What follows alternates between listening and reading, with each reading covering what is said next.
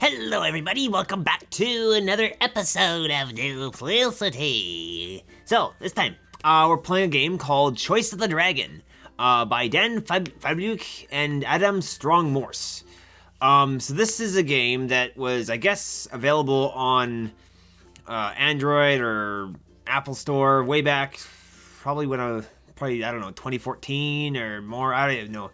But I was just introduced to this game recently, and I thought it was pretty funny. I don't know. It's a text-based adventure kind of a game. Anyways, let's get started. All right, let us begin. A knight charges up to the slope at you. His horse pounds at the ground, carrying the heavily armored warrior as if he were a child's doll. The knight sets his lance to attack you. How do you defend yourself, O mighty dragon?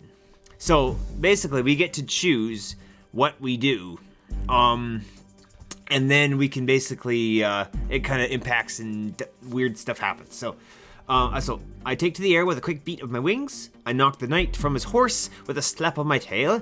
I rush into his charge and tear him to pieces with my claws. A puff of fiery breath should be enough for him. Let's do a puff of fiery breath. You let loose an infernal fire. The knight's horse is cooked nicely, and your stomach lets out a deafening rumble as the smell of roast derriere reaches your nostrils. The knight himself staggers to his feet. His armor managed to keep him alive, but only barely. Do you finish him off, victorious dragon? Of course. How dare he attack me? I'd let him live to warn others of my immense power, or, now that he's a threat is ended, no, absolutely not. Of course, how dare he attack me? Your jaws crush him in a single bite. That showed him. It's going to be annoying to keep calling you great and mighty dragon. What is your name? Oh my word. Gorthalon, Cephlesis, Calamvir. These names are terrible. Oh, please forgive me. What name shall you prefer? What do we name him? What do we name this thing? What do we name him? Let's call him, let's call him Rex. Let's call our dragon Rex. Rex. Okay. So our dragon is, actually, let's go back. Can I go back? No. Fudge. Okay, well, our name is Rex. Okay, male. Yes, we're gonna be male. Choice of dragon. Okay, so as you think about it, the knight's attack was probably inevitable. After all, you did just kidnap the princess from right out of her tower. Although, isn't it a little sexist to always kidnap princesses? Maybe what tradition demands that kidnapping princesses, even if how you dare question my actions. I've never thought of that before. In fact, I think I've kidnapped a prince. You dare question my actions? No, of course not. I just wanted to, I'm trying to say is, let's just move on. Anyway, as you ripped the roof off her tower, the light glistened off your, wouldn't you like to specify the color of your hide? I wasn't sure which color to put in that description. It's gotta be a black hide. Wonderful choice. So the light glistened off your black hide as you snatched the princess out of her tower. While we're on the subject, let's settle a few other details. How many limbs will you have, not counting your wings or tail? Oh, limbs. So I want 4 legs and 2 arms, so we're gonna go with 6. Okay. Is the top of your head rigid or smooth? Let's go with rigid. I see. And your wings feathery, leathery, or scaly? It's gotta be scaly. It's gotta be a bad dragon. As you kidnapped the princess, you beat your scaly wings, you beat your scaly black wings and flew off into the night as she clutched tightly to your rigid scalp to avoid plummeting to her doom. What are you planning on doing with the princess anyway? It's all about companionship and good conversation. I'll keep her around for a little while to lure in more nights, but then she's dinner. A little known fact, the princesses taste better than most humans. It's all about the ransom payments. They're quick and easy to build a hoard. Companionship and good conversation. Why not? Life can be lonely as a dragon. An interesting conversation is at a premium. The elite upbringing of royalty makes them more suitable for entertaining dragons.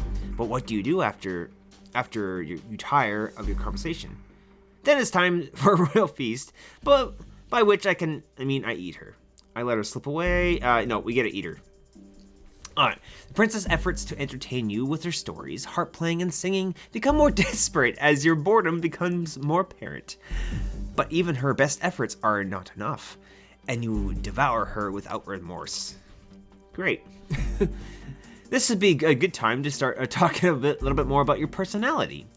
All dragons can be described in terms of a handful of characteristics, each in opposed pairs: brutality and finesse, cunning and honor, disdain and vigilance. Okay. Are you more notable for your brutality or finesse? Strength and cruelty, or precision and aerial maneuverability? I like that. But strength, I want to be this do I want to be like a kind of like a smartish, kind of very precise, or do I want to just be cruel? And let's go with finesse. I'll be finesse. Do you have more cunning or honor? Intelligence and trickery or honesty? No, we gotta be cunning. Do you disdain threats and insults that are beneath you, or are you vigilant against any slight transgression? Oh, disdain, patience, and scorn. Okay. Vigilance, attention, and impulsiveness. Let's be impulsive. Now we're going to view some flashbacks to your days as a wormling, a baby. As a young hatchling, you lived with your mother in a cave high up in the mountains. Your mother had a vast hoard of treasure and a varied hunting range. Some of your siblings chose to spend much of their time reading the rare oh boy, this is gonna be rough. Codices, and scrolls your mother had collected. Other siblings spent their time hunting dangerous game and brawling with each other. Which pursuit did you prefer? Okay, so reading would be good because it would help with more of it becoming more educated. Hunting would be better if I want to be more brutal, but I'm gonna go with reading. A wise choice that made you more cunning and taught you finesse. Great. As you reach maturity, you began to threaten your mother's dominance over her territory. Before you could possibly have bested her in a direct confrontation, she threw you out of her lair and drove you to the lands in which you grew up. From the lands in which you grew up, leaving you to fend for yourself without any resources beyond your claws, wings, and teeth. Did you see revenge on her by turning some humans in her land against her, or did you consider petty revenge beneath you? Oh, I sought revenge. You were unable to truly threaten her, but you forced your mother to spend her time suppressing the revolts of human villages. The dead villagers also provide her with no tribute, reducing the increase of her hoard. Perhaps something more direct would have been better as revenge. Still, a real gain nonetheless. Cunning and vigilance increases. After several days of flight, you came across a tiny halfling traveling through the desert. Even from afar, your keen eyes detected the glint of gold and the sparkle of magic. This halfling has some sort of magic golden shield trapped on his tiny back. You knew immediately that this treasure must be yours. The halfling was far from civilization and would almost surely die soon of thirst and starvation. For the moment, he seemed to be protected by the power of the shield. Do you kill him on the spot, ignoring his magical protections, or did you hover nearby and wait for the halfling to die, knowing that you might lose the treasure? Oh. Okay, so he's already kind of gonna die. So, and we're kind of in the middle of nowhere. I think I'm going to let him die, because if that magic does something... okay, there's no reason to have to do all the dirty work yourself. A few hours later, the halfling crawled for a while and finally stopped. You easily plucked the treasure off of his body, saving yourself quite a bit of work. Great. Disdain and finesse increased. Cool. Awesome. One of your elder clutch mates was an overbearing brute named Exilmius. Exilmius loved to torment the others, always seeking to seize what did not belong to him. Rex, he said with a menacing grin, give me that gold shield, or I'll beat you within an inch of your life. I gave him the shield to avoid the fight. I dueled him for the shield. I evaded him and hid the shield. Oh, he's my elder, so I don't know. Fudge. Or I will beat you within an inch of your life. Huh. I'm going to try to... you know what? Let's duel him. Let's see what happens. Brutality increases. You fought your hardest, but Exilmius was a bit stronger than you. He pinned you to the ground and pried the shield out of your claws. Gosh dang it. Then he crushed the shield in his jaws, wasting the magical energies imbued within it, and spat it out at your feet. He laughed with a great roar as he flew away. Oh, cool. Okay, so it gives me my stats here. So I'm not very brutal. Cunning. Was that it? Okay, so let's begin the adventure. Well, 5,000 gold coins. Great. Infamy, about mid-range. Very vigilant and very cunning. Okay. You spend several weeks winging your way across the land. Life as a traveling dragon has much to recommend it. The freedom of the air, the thrill of the hunt, and the plentiful sightseeing opportunities. On one particular night, sleeping peacefully under the stars, you awake to find yourself under attack. A gigantic dragon towers before you, whipping you hard with his tail. It must be at least 4 times your size. Welp, how dare you sleep? How dare you sleep? Oh no, not whelp. Whelp, how dare you sleep on my lands? Apologize, act tough, plead ignorance, fight back, or play nice. Oh, let's see. He's 4 times my size. He's gonna beat me up. Plead ignorance. The elder dragon treats you with enviable disdain. It soundly beats you out of its territory. Find your own lair, it chortles. Despite the advantages, it seems that homelessness has some rather severe downsides. After all, you have nowhere to store your treasure hoard. Great. A few days later, as you fly along, you see a large hill rising up from the lands around it.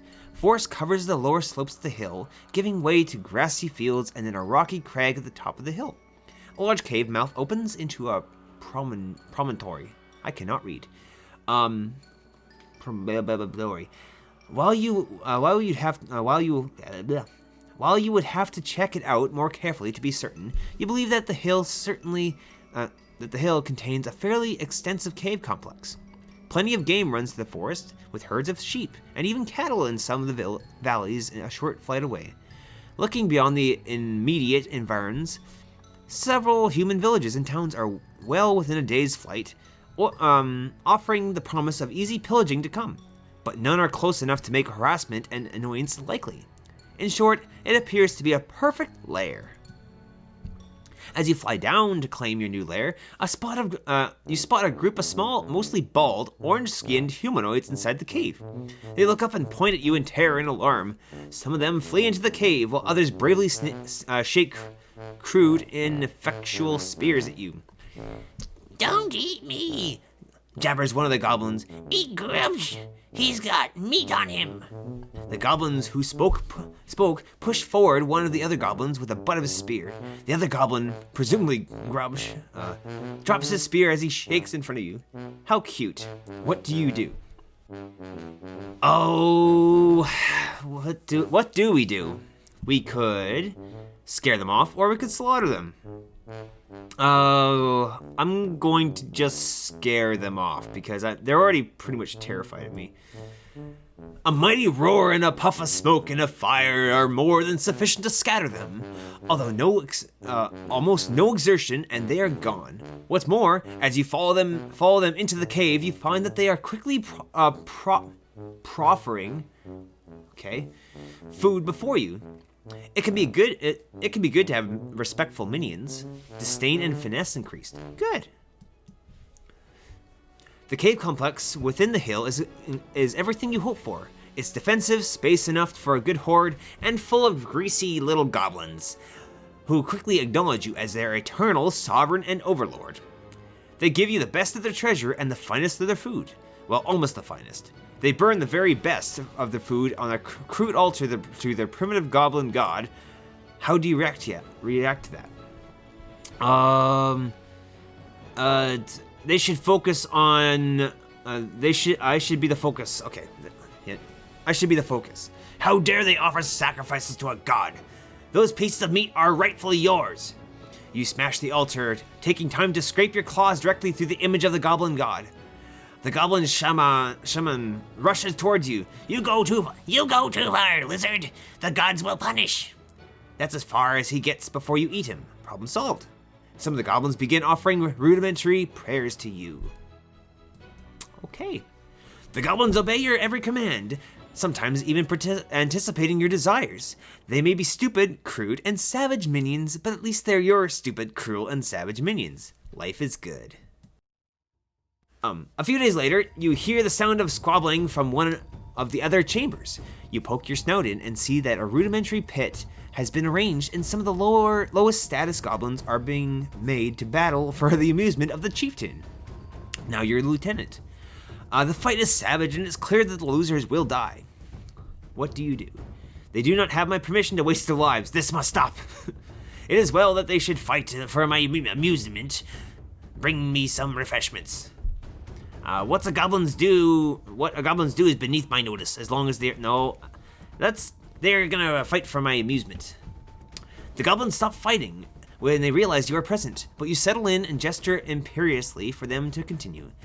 The fights make up for their lack of finesse or skill with a certain raw viciousness tinged with desperation. Goblins attend to your every whim as you watch the fights. The losers make a pleasant snack. Brutality increases. You look down from your lair at the lands beyond your mountains. Those green lands are full of humans, and humans have large reserves of livestock and rich treasure. Shouldn't that food and wealth be yours instead? It certainly should, and now? You mean it isn't already? Nothing enlivens a lair like cringing humans carrying tribute. Oh. Well, it's not. It certainly should, and now.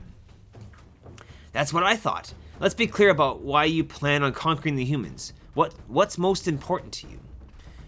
I need to ensure a steady supply of prey. I need to easy supply of princes and princesses to kidnap. I'm a stickler for tradition. I need heaping piles of gold and loot to adorn my lair.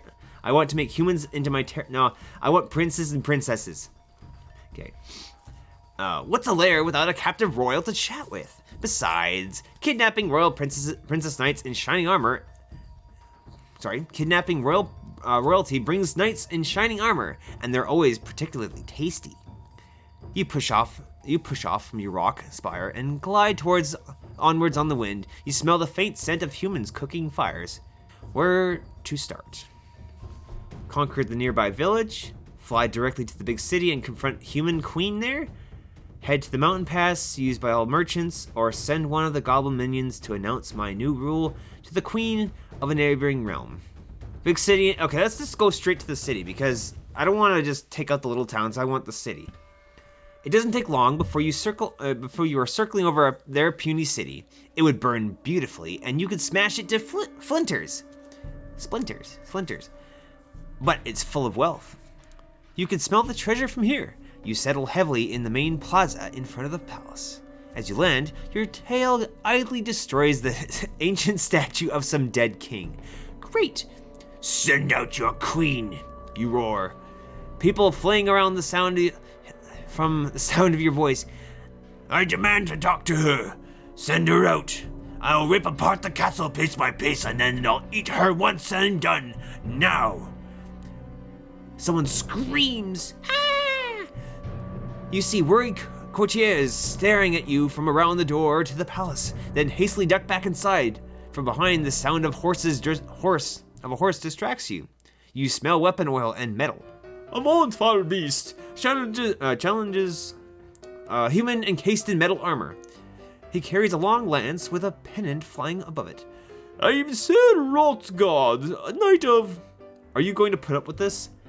Let's finish. Let him finish.